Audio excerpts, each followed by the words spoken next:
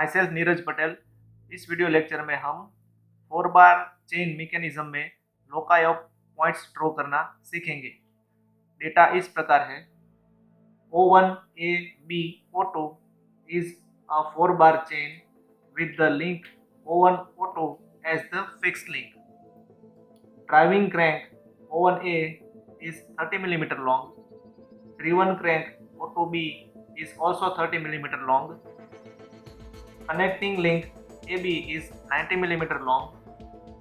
Distance between O1 and O2 is 90 mm. Two cranks are in opposite directions. Draw the loci of points P and R for one complete revolution of the driving crank. The point P is the midpoint of connecting link AB and the point R is 35 mm from A on BA extended. तो सबसे पहले हम driving crank O1A जो 30 millimetre दी गई है, इसलिए हम सबसे पहले 30 मिलीमीटर रेडियस लेके एक सर्कल ड्रॉ करेंगे।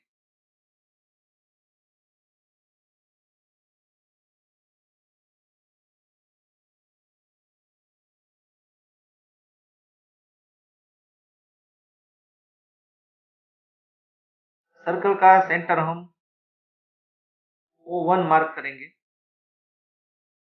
अब हम O1A क्रैंक को 45 डिग्री एंगल पर ड्रॉ करेंगे।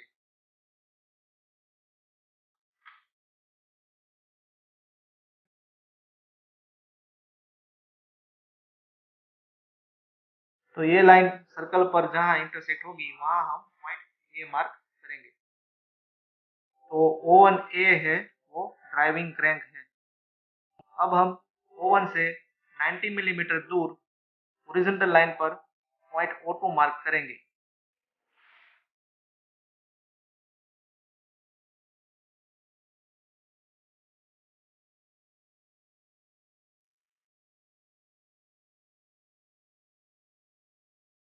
तो O2B है वो ड्रिवन क्रैंक है और उसका डायमेंशन भी 30 मिलीमीटर है। तो अब हम 30 मिलीमीटर रेडियस लेके O2 को सेंटर रखकर एक सर्कल ड्रॉ करेंगे।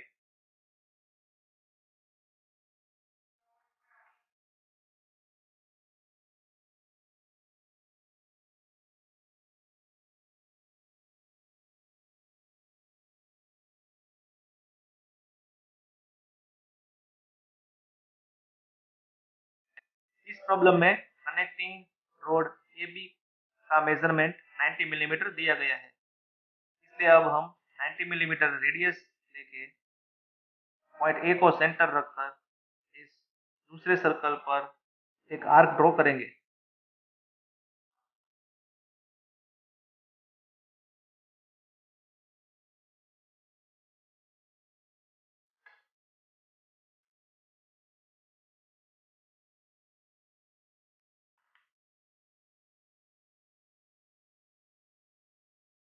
तो ये जो पॉइंट हमें मिला वो होगा पॉइंट बी। तो O2B जो है वो ड्रिवन क्रैंक है। यहाँ बी पॉइंट जो है वो पॉइंट O2 के नीचे ड्रॉ किया गया है, क्योंकि डेटा में कहा गया है कि जो ड्राइविंग क्रैंक है O1A वो क्लॉकवाइज डायरेक्शन में रोटेट हो रही है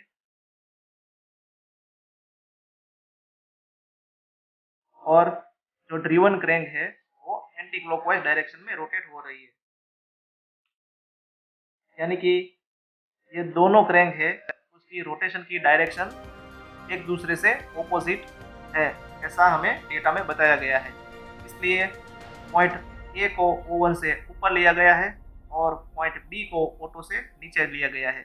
यानी O1A क्रैंक है उसकी रोटेशन क्लॉकवाइज डायरेक्शन में है और O2B जो है उसकी रोटेशन एंटी क्लॉकवाइज डायरेक्शन में हमने ली है। अब हम पॉइंट ए और बी को जोड़ लेंगे।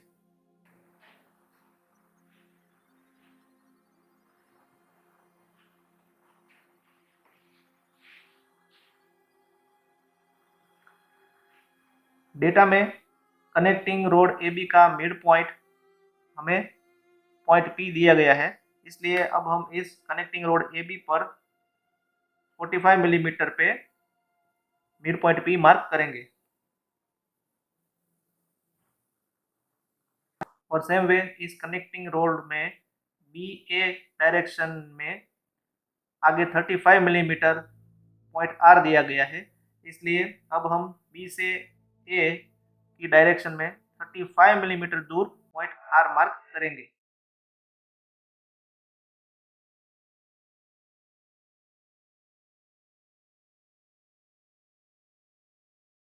तो यहाँ जो पॉइंट मिला वो पॉइंट होगा आर।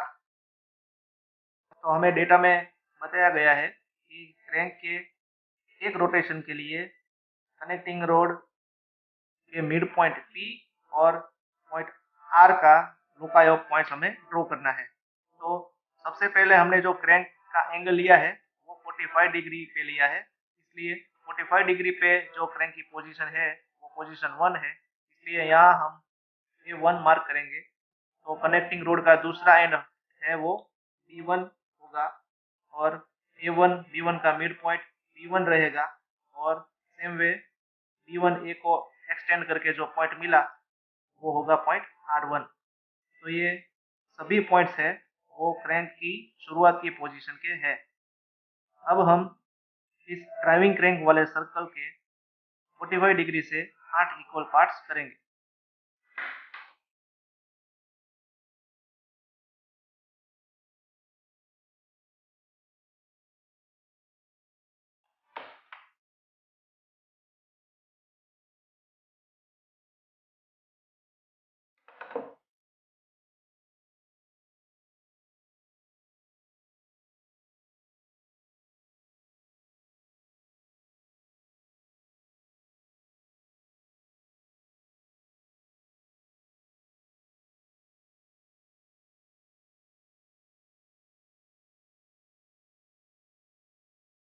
तो शुरुआत का पॉइंट है A1, देन यहाँ रहेगा point A2, then A3, A4, A5, A6, A7 and A8।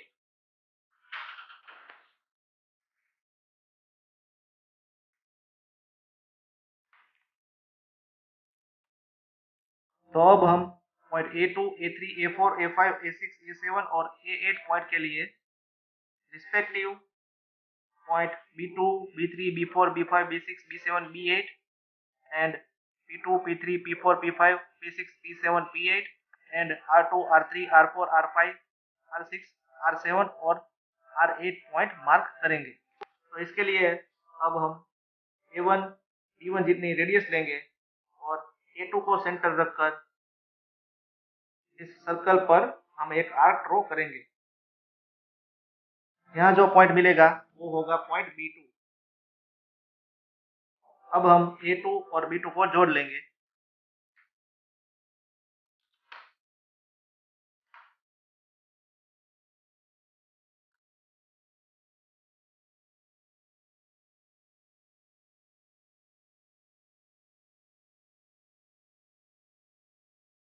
और A2 B2 की लाइन पर हम 45 मिलीमीटर पे पॉइंट P2 मार्क करेंगे।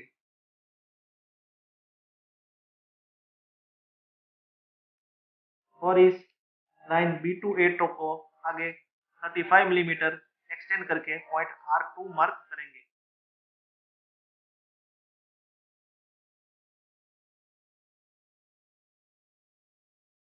सेम वे हम पॉइंट A3 को सेंटर रखकर इस सर्कल पर एक आर्क ड्रॉ करेंगे। यहाँ जो पॉइंट मिला वो होगा पॉइंट B3। अब हम A3 B3 को जोड़ लेंगे।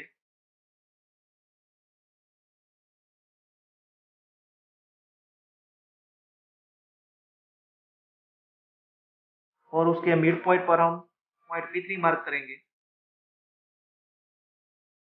और B3 A3 को आगे 35 मिलीमीटर एक्सटेंड करके पॉइंट R3 मार्क करेंगे। अब हम A4 को सेंटर रखकर इस सर्कल पर आर्क ड्रॉ करेंगे। वहां हम पॉइंट B4 मार्क करेंगे। सो B4 A4 के मिड पॉइंट पर हम पॉइंट P4 मार्क करेंगे और बिफोर A4 लाइन को आगे 35 मिलीमीटर एक्सटेंड करके पॉइंट R4 मार्क करेंगे।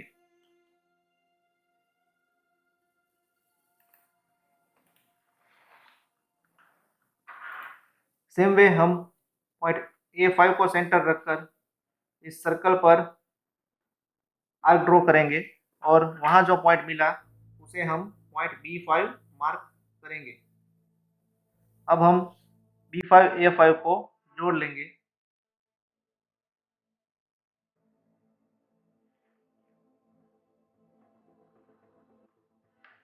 और B5 A5 के मिड पॉइंट पर हम पॉइंट P5 मार्क करेंगे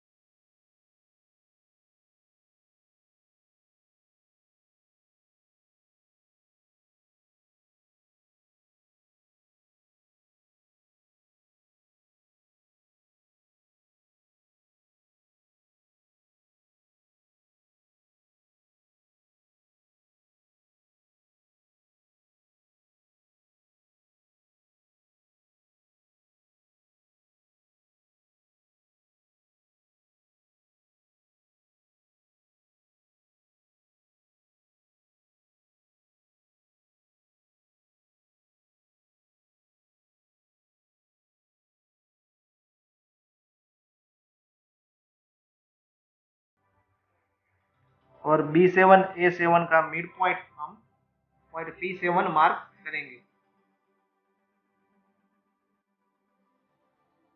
अब हम B7 A7 लाइन को आगे 35 मिलीमीटर एक्सटेंड करके R7 पॉइंट मार्क करेंगे।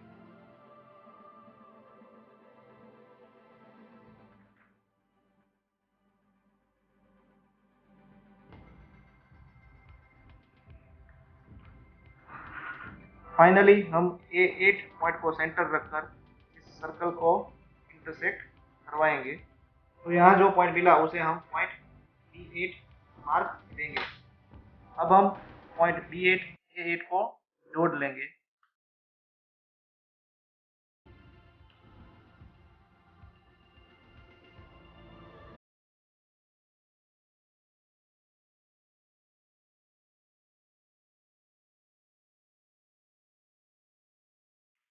और B8 A8 का मिड पॉइंट हम पॉइंट P8 मार्क करेंगे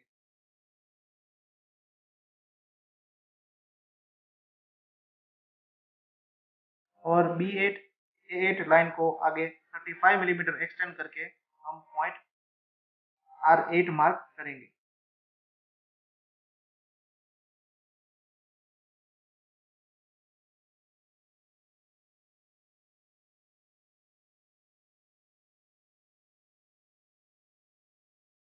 तो अब हम point P1 P2 P3 P4 P5 P6 P7 और P8 को एक स्मूथ कर्व से जोड़ लेंगे।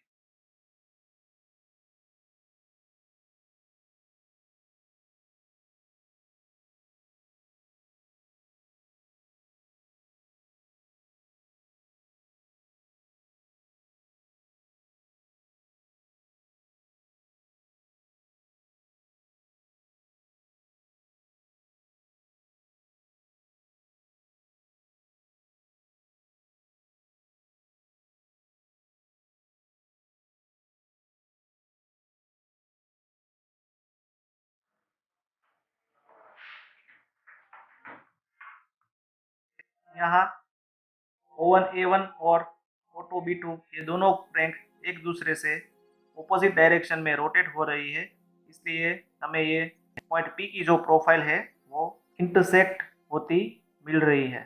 तो ये जो ब्लैक कलर की पॉइंट P की जो प्रोफाइल हमें मिली है वो है लोकस ऑफ पॉइंट P।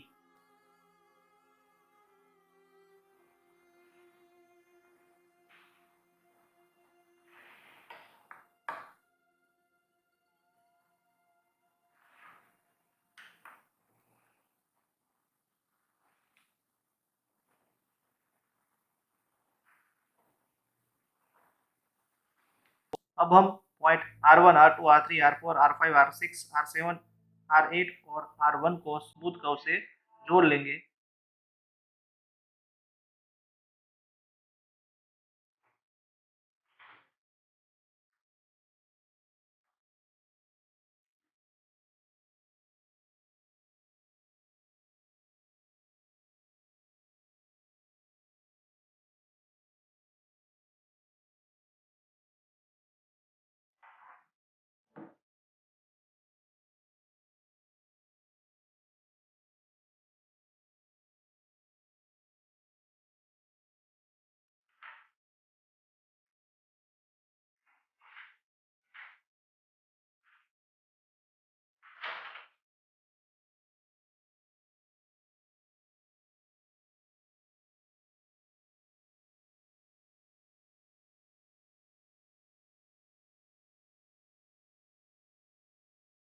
तो ये जो हमें पॉइंट R की प्रोफाइल मिली है वो है locus of point R।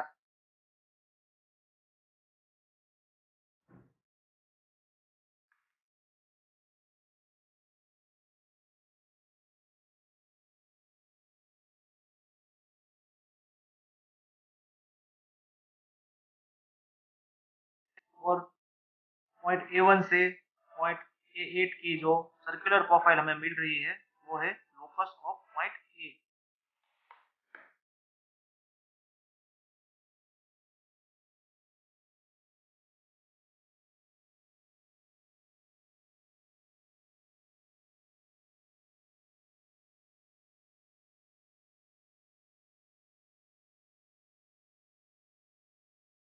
Same way हमें पॉइंट B1 से पॉइंट B8 की जो सर्कुलर प्रोफाइल हमें मिल रही है वो है locus of point B।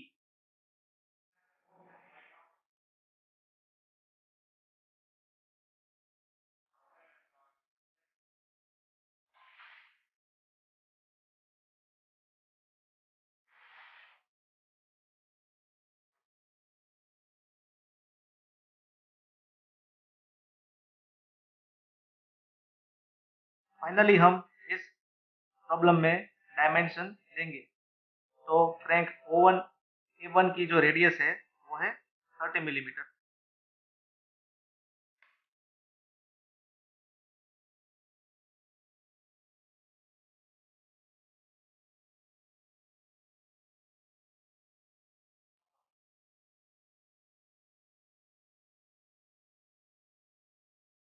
Same way crank O2 B की जो रेडियस है वो भी है 30 मिलीमीटर।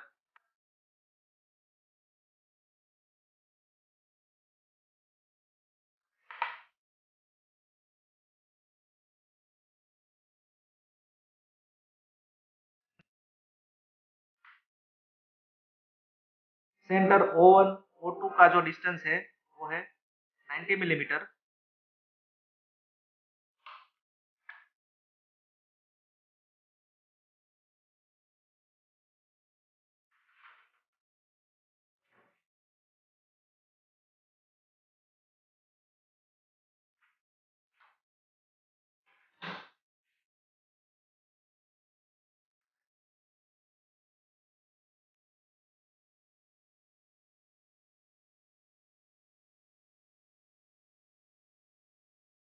और कनेक्टिंग रोड A1 B1 का जो डिस्टेंस है वो है 90 मिलीमीटर।